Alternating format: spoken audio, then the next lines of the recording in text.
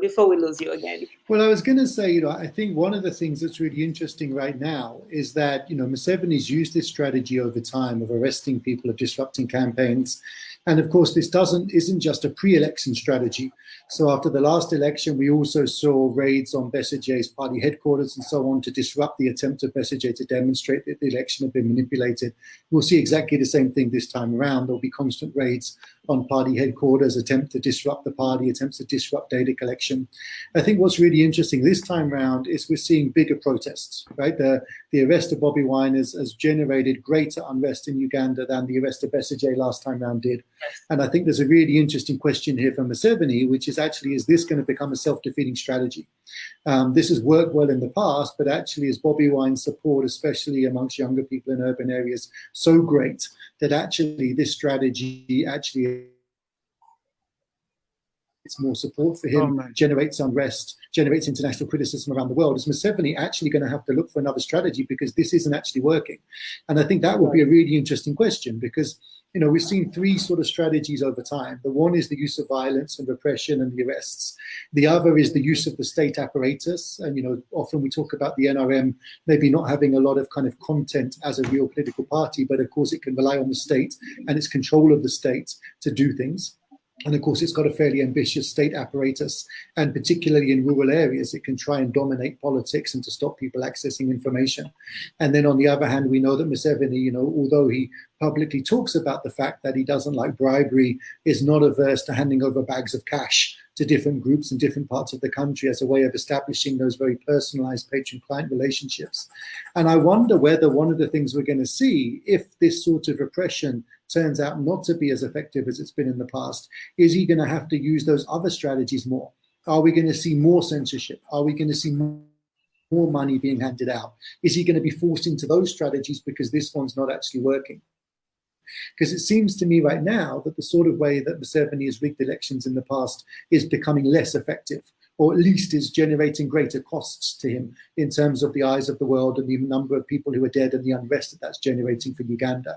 And of course, Museveni has sold himself historically to Ugandans as the person who provides stability, who resolved the conflict, who doesn't lead to a return to war. Vote for Museveni is a vote for stability. Right now, that entire mantra doesn't seem to make any sense, right? A vote for Museveni is actually a vote for political chaos around elections. So one of the things that I'm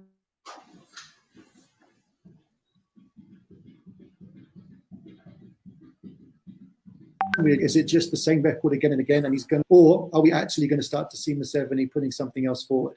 And I think that's, to me, that's a really open question. Museveni hasn't faced this level of popular unrest before, and I think it'll be really interesting to see how he responds.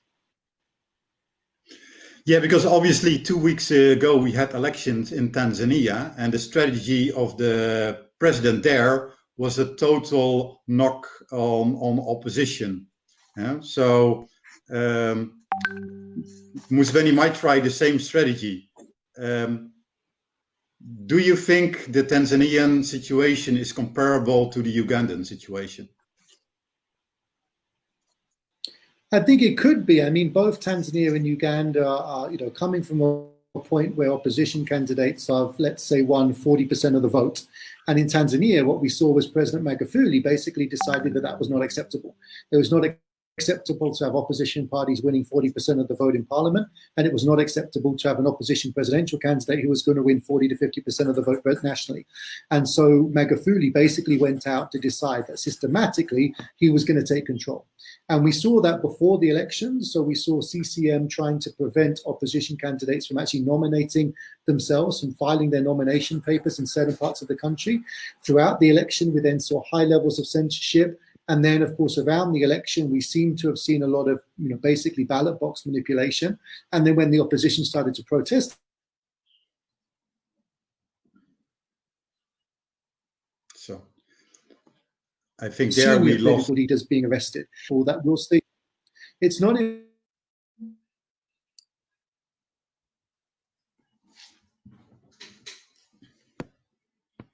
Would be a significant step up, being about, not just arresting Bobi Wine, but arresting all of the leadership underneath Bobi Wine, 100 or so other political activists, and also then manipulating the elections, not not just presidentially, but also at the national legislature level and all the way down the system. And that would be a significant shift in Uganda from what we've seen before. What worries me is that the lack of international condemnation of what President Magufuli did in Tanzania may embolden President Museveni. Museveni may be looking at Tanzania and saying, if Magufuli can get away with it, why can't I? You know, and actually, let's get rid of this opposition for good. Let's not just defeat the presidential candidate, but let's reduce them to such a level that they have no seats in parliament, that they're effectively no scrutiny. I can change the constitution at will, but also I reduce the opposition in terms of its ability, for example, to make money and funds from its control of seats in parliament or certain parts of the state. And all of a sudden, opposition is almost eradicated. And I do think there's a real concern about that, because if you were looking at what happened in Tanzania, you wouldn't be thinking that Magufuli paid a very high price for that strategy. You wouldn't be thinking that the international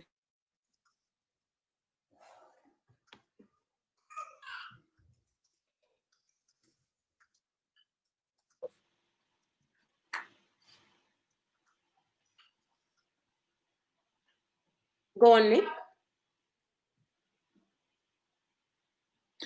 And I think the other thing that I think is really interesting to me, and I pose this question to you guys as a question, not a statement, is I'm really interested in how far Bobi Wine is able to develop a really powerful support base that extends into rural areas.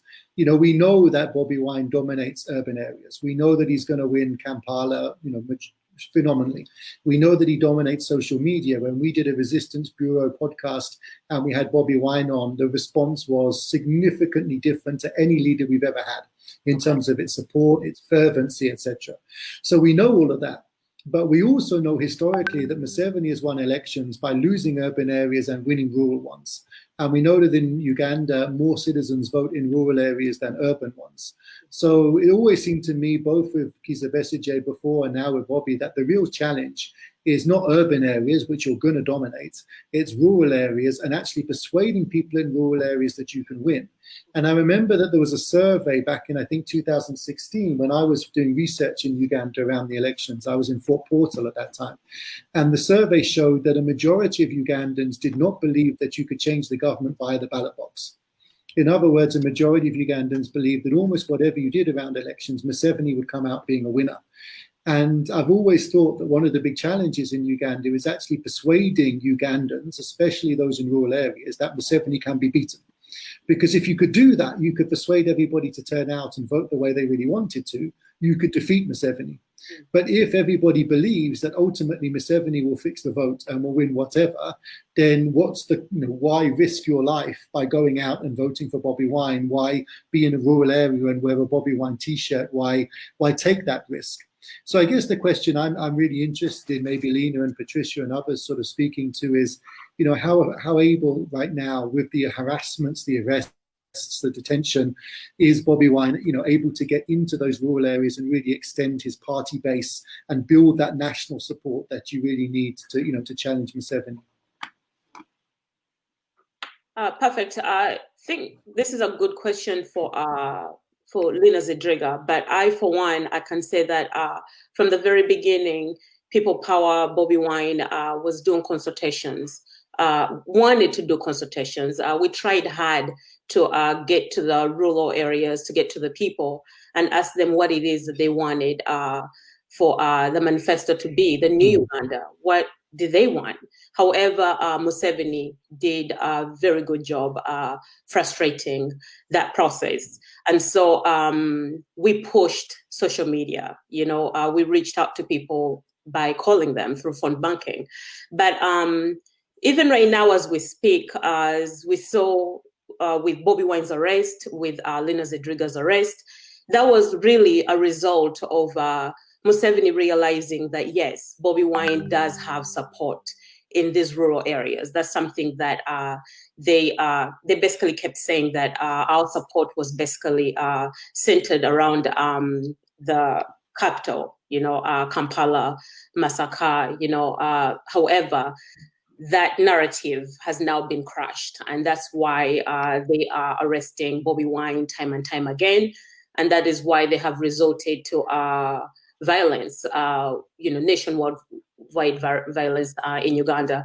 And of course, Nico also can really answer this question because he has done a survey on elections in Uganda, and he has more insight on how the vote is going to turn out and who it's going to favor in the next election. Yeah, that's actually interesting because Nick and we already had a discussion about that. But before coming to the survey, Nick, this is your book, right? Yeah. And I have some questions. Election, yeah. You think Museveni has a copy of your book? I don't think Museveni needs it. I think Museveni could have written it. Yeah, exactly. And you also provide a couple of examples of the things that were done in Uganda, but also in Zambia. Now, I don't know if you or Brian Klaas wrote that part, but I saw this interesting anecdote that you gave about the elections like 10 years ago, and the opposition party did have the votes, but they didn't have the money against the government. And the government, just like the Ugandan government, was just giving out money in turn for their votes. And then the opposition came up with the phrase "Don't kubeba," which means just give me the money, but don't tell them that you're actually going to vote with your heart and not with your wallet. That's mine. Right? I was at that election. So that was the then running mates for Michael Sarter, Guy Scott, who had English and Bemba, but not enough Bemba, I think, to complete the full statement. So he merged English and Bemba, don't kubeba, an English word and a Bemba word. And yeah, meaning, you can take their money, but don't tell them that you're going to vote for us anyway. And I think we've seen this in a number of countries, right, where opposition leaders have said, look, you can take money from wherever you want. You can take food from wherever you want. You can take, other inducements from wherever you want. But we do have a secret ballot, and you can go into the polling booth and you can vote for whoever you want, and they can't tell.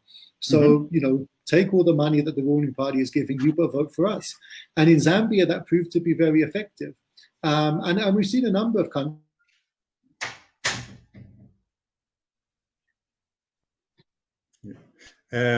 Nick, we don't hear you. Yeah.